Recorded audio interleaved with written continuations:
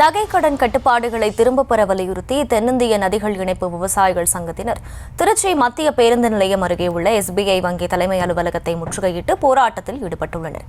கூடுதல் விவரங்களை செய்தியாளர் கதிரவன் வழங்க கேட்கலாம். கதிரவன், வணக்கம். இந்த முற்றுகை போராட்டத்தின் பின்னணி என்ன? முழு விவரங்கள்.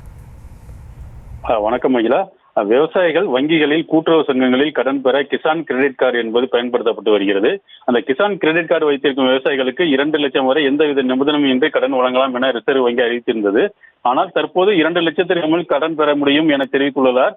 மேலும் தற்போது நகைக்கடன் பெறுவதற்கு நகைக்கான ரசீது வழங்க வேண்டும், தரச்சான்றிதழ் வழங்க வேண்டும் உள்ளிட்ட 9 கட்டுப்பாடுகளை ரிசர்வ் வங்கி விதித்துள்ளது. இந்த கட்டுப்பாடுகளால் விவசாயிகள் நகைக்கடன் பெற முடியாமல் கடுமையாக பாதிக்கப்படுகிறார்கள்.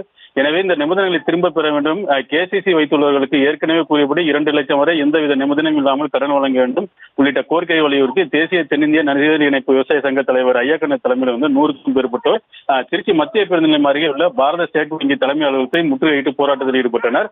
அப்போது போராட்டத்தில் ஈடுபடுவோர் திடீரென சாலைமறியலில் ஈடுபட்டனர். சாலைமறியல் போராட்டத்தில் ஈடுபட்டவர்களும் போலீசார் பேச்சுவார்த்தை நடத்தி அவர்களும் பேச்சுவார்த்தை நடத்தியுள்ளனர். தொடர்ந்து அந்த பகுதியிலே போராட்டத்தில் ஈடுபட்டதால் சிறிது நேரம் பரபரப்பு ஏற்பட்டது. விவரங்களுக்கு நன்றி கதிரவன்.